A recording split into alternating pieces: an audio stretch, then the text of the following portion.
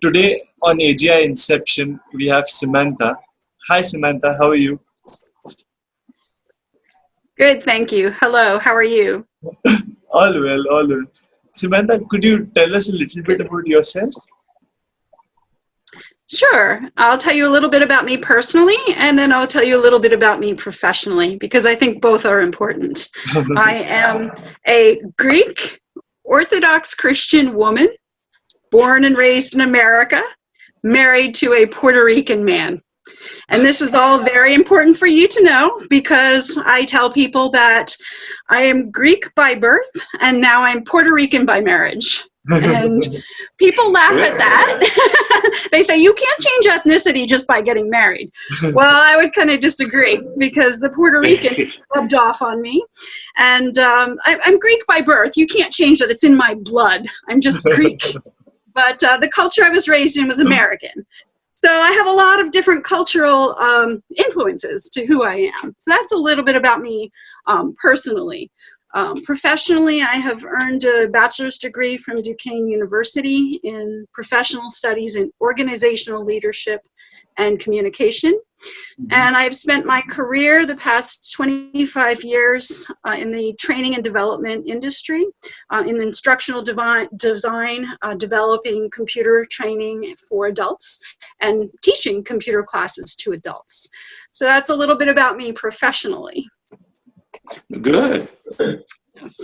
So coming back to the theme of our podcast, AGI Inception.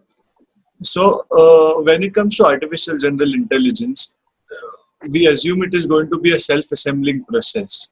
So for the self-assembling artificial general intelligence, what would your word be? And that word is also going to be one of the core principles or one of the core code of ethics the artificial general intelligence is going to follow. So what would your word be? Well, I struggled a bit with this because I told you a little bit about my cultural influences. So the first thing I came up with was actually a Spanish word, ay bendito. There's no real English translation. The best thing you could say is like an expression, Lord have mercy, or bless your heart. And even these expressions kind of have some different intonations depending upon how you say it. So it could have multiple meanings. Then another word I came up with was a Greek word, philotimo. And that has multiple meanings as well, and there's no easy translation. It comes from the Greek with two words, friendship and honor, and it basically describes the process of seeking the best good without expecting anything in return, and doing the right thing. So I kind of tried to find English words to these concepts of kind of sympathy and the commiseration of ay bendito, and kind of the honor and doing the right thing, selflessness of the philotimo concept. So I came up with the word mercy, but that still didn't quite capture it. And I thought a little bit deeper about it. And I came up with the word charity. Wow. Now, the word charity is a translation of the Greek word. It's one way to translate the Greek word agape, which means love. But when I looked at love, it really still didn't quite fit, because love kind of is translated kind of as an emotion, whereas charity is more of an action. It's kind of love in action. Wow. Yeah, and the first thing and I told you I'm an Orthodox Christian, so the first thing I really thought, well, give this IA the Bible and let it learn the teachings of Jesus Christ, because okay, let's take it from there. The word is charity, love in action. Actually, in a sense, I'm not going to say that you cheated, but you were so insightful that you took one word that is really three words: love in action, charity, and I give you a lot of credit for that. But let's take example. So will you give it the Old Testament in the Bible, the New Testament, or just the part Jesus teaching, stuff that came out of his mouth? That's an excellent question. I don't think you can separate them. One of the other things I thought about, and I'll tell you why, one of the other things that I really dug into was our society and our human nature. And in the Old Testament, if you've ever read the Bible, the Old Testament, there are laws in the Old Testament. Hundreds upon hundreds upon hundreds of laws. It feels like when you're trying to read through them. So there's quite extensive. And these laws really govern our ethical treatment of one another as human beings. And when Jesus Christ came, he taught one law, one commandment. He told his disciples and followers to love one another as I have loved you. And upon this hangs all the law. So really, kind of, I think the whole Bible would be appropriate. Okay. Now, we're going to call your AI, we're going to call it Samantha Charity AI. That's your personalized AI. Okay. Mm-hmm. And now we give it the Bible, both Old and New Testament, and you explain how it merges and everything. But what is going to happen when Samantha Charity AI, when it gets confronted with all the definitions of love in the digital world, which it can be, some people, you know, they will put as a hashtag love in porn. Let's get that, you know, they learned that a long time ago. And, right. and then you have people who treat other people differently and not necessarily with a Christian love. Sure. How Samantha Charity AI will react to that incredible input of information? Well, I think that's why you can't really use the word love. I think charity really is the better description. Samantha Charity AI. Right. I don't think you could really just say love. That's why I didn't choose the word love. When I was, young, I heard this Beatles song, "All You Need Is Love," right? And I thought, how ridiculous. You need so much more than love, But then as I matured, I really did see love as more action than a feeling. So I think that's what charity really encompasses, a kindness, a benevolence towards humanity, like unconditional. And I think there is some problems here. As I did think about this deeper, I really thought, I know these things because of what I've experienced as a human being. Because I've gone through situations, I've gone through relationships with my parents, my brothers, my boyfriends, my husband. So I know these things by experiencing them. And I wonder, how do you teach that to an artificial intelligence? And that is the most important. We call that a training set in artificial intelligence. And we are actually using what we call the input node for the first word, charity. Now, how do you teach? Let me throw back that at you. And then let me first give you a little. We do it by percentage. So charity and no charity. So let's say you take films, clips, literature, anything that you can find in the internet. And you put it in there, but you first take a set and you set it apart and you say, charity is going to be 1, the other is 0, okay? Mm-hmm. So what percentage would you, in that initial training set, would you put a charity 1 out of 100%? I'm not sure I follow that as far as the percentage. Okay. Let's say charity, and we're gonna teach, but if we teach that everything is charity, then it does not make the artificial intelligence, doesn't make a difference between what is charity and what is not. So when you teach charity, you need to teach non-charity too. Okay? Right. So what percentage of charity versus non-charity? Oh, okay. My first initial response would be a 50-50 split.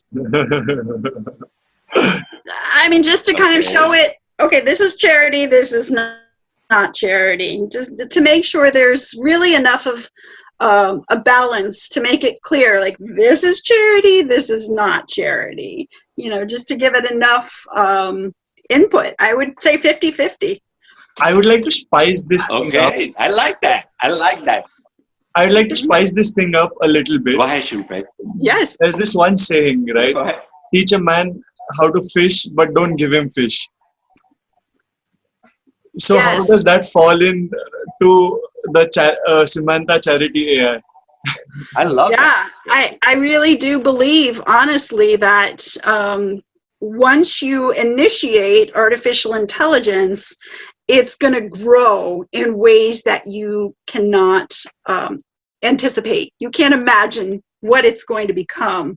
So I think that foundation, I think that's exactly it. You're teaching it to fish for charity or agape love. I mean, really, you're teaching it how. I mean, that's what I would compare it to with the example. Oh no, we're not letting you that easy. No. Hey, okay. Rupesh had a 0 and a 1. Or you teach how to fish, Mhm. or the other part that but that's what he implies, is that you give a fish to somebody, and they're both charity. But what would, in that 50-50%, Mhm. what will be the charity that it is closer to the Samantha Charity AI? Again, You I'm give not it sure. a fish, or you teach it to fish? Because in normal I would say you teach it to fish, because I think this is you need to experience it. I agree That's with you what I'm 100%. saying. But when it comes to charity, people normally believe it is getting the fish. And Not that always. is the funny part. Not always. Right. Well, see, and I think you're compartmentalizing the word charity. So that's another problem, is the definition, actually, of what people associate with the word charity. And I think I mean it to go a little bit deeper than giving aid to the needy. You know, I think it goes way beyond that. And this is also another issue that I've come across in my thinking as well. If you give it access to the internet, it's going to have access to other languages. And I think that can be a benefit, because I think if you start to examine, what does this word mean in Greek? What does this phrase mean to the Puerto Ricans? What does this phrase mean to Indians? You're going to get a wider variety. We had a guest in a prior podcast, Mhm. and her first word was translation. Taking That's a that good one. into consideration, exactly what you're saying. Yeah. Now, I'm going to make it a little bit harder. You know, still don't gonna let you get away in here. So you can give the fish, or you can teach how to fish. Now the person is hungry now, and you have fish, and you have and you have a fishing rod, and that you can teach them how to fish, but they're hungry now. I mean, and I'm hungry. I don't mean hungry how sometimes we say, "Oh, I'm hungry." I'm talking that hungry. person has been off food People for a who don't while. have to eat. Yeah. So Yes. take your charity in there. How will Samantha Charity AI will respond to that immediate situation? Yeah, that's a great question, and it's really important, actually, to understand that as well. You feed the person first, Mm-hmm. then you teach.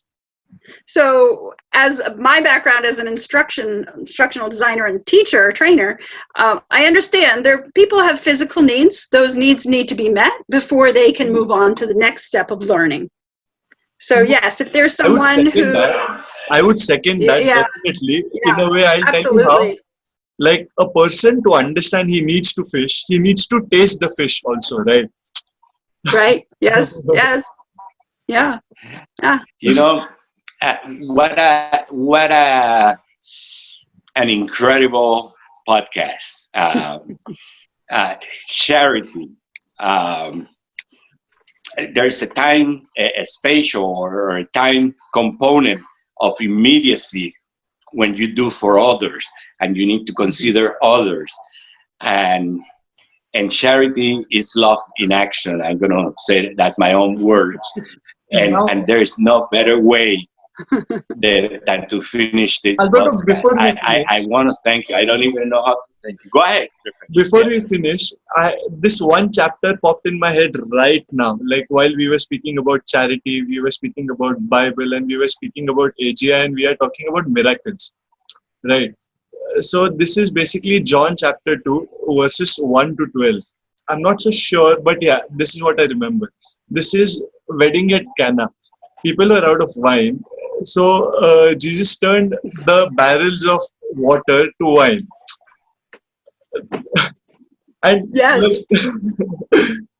so we are talking Yes. about situations like these which would come Yes. when we would have artificial general intelligence following the word charity. That's interesting That's that you bring interesting. that example up, because in that culture, that was a critical part of their feast. They had that need. That was their fish of that time. And what we also kind of dig a little deeper with the mother of God, who turns to Jesus and said, they've run out of wine. And Jesus responds and says, well, what do you want me to do? My time has not yet come. And she, implores him to help them, and he does, and the mother of God turns to the servants and says, do whatever he says. Do what he tells you. And there's a little bit deeper there of like, listen to him, this is wisdom, he's going to tell you exactly what's required here. So and he does his part too in that example. But this is the perfect ending. Charity, love in action. You need to take into consideration the situation of the other person, including their culture. This is what artificial general intelligence is. It will be, you will have yours, Samantha, Charity, AI, and I will have mine, and Rupesh will have his, and it will be rich because because we have rich experience that we can teach our artificial intelligence. Rupesh. There's nothing great, I would say.